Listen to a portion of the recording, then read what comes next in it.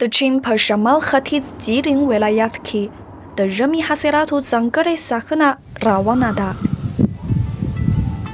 دا پر یخ پوښلي جهیل باندې هغه انځور دی چې زرګونه کاله تاریخ لري او نوم یې دی د ژمي کب نیونه.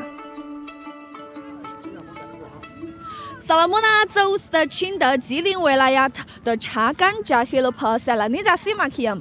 زما تر پښو لاندې جهیل کنګل شوی او پر سطحه یې یخ شاوخوا 80 سانتي متره پنډوالی لري.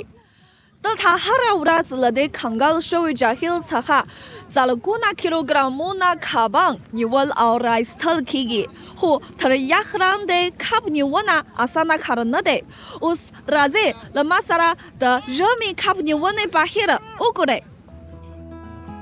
چاګان جهیل د چین د جیلین ولایت په سونګوان ښار کې موقعیت لري، چیرې چې ژمی یې اوږد او سخت سوړ وي. همدا ځانګړي اقلیمي شرایطو د ژمي کب نیونې لرغونی دود رامنځته کړی دی.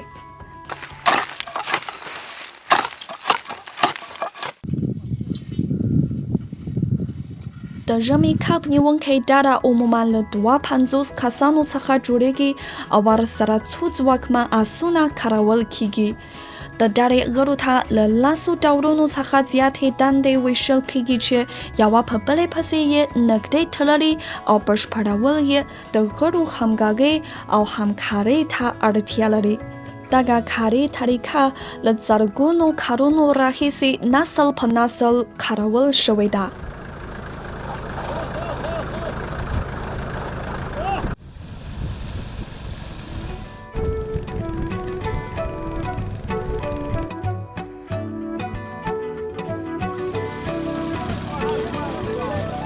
د کب نیونکی جال تر 2000 مترو ډېر اوږدوالی او لوی سوري لري. دا ډاډ ورکوي چې وړوکي کبان له جال څخه تښتېدلی شي او هغه کبان چې د نیولو اجازه یې ورکول کیږي د جهیل په اوبو کې د ډېرو کلونو وخت روزل شوي. له چاګان جهیل څخه د ژمي کب نیونه د چین د غیر مادي کلتوري میراثونو په لیست کې شامله شوه.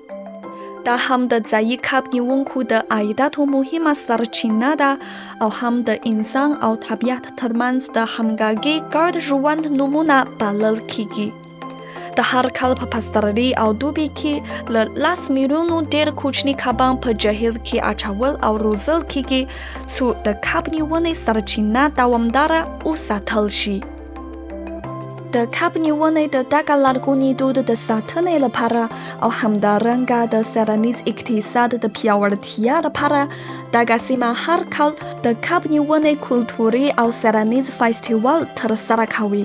دغه فستیوال به د فبروري تر پای پورې پای ته ورسیږي او په موده کې یې سیلانیان کولی شي د ژمي کب نیونې لرغونی دود له نږدې وویني او د آسونو په وسیله د کب نیونې ځانګړې طریقه تجربه کړي. د تازه شمیرو له مخې د کب نیونې کلتوري او سیلانیز 24م فستیوال په لومړۍ ورځ له 80,000 څخه زیات سیلانیان راجلب کړي وو او شاوخوا 70 میلیون یونه عواید یې درلودل.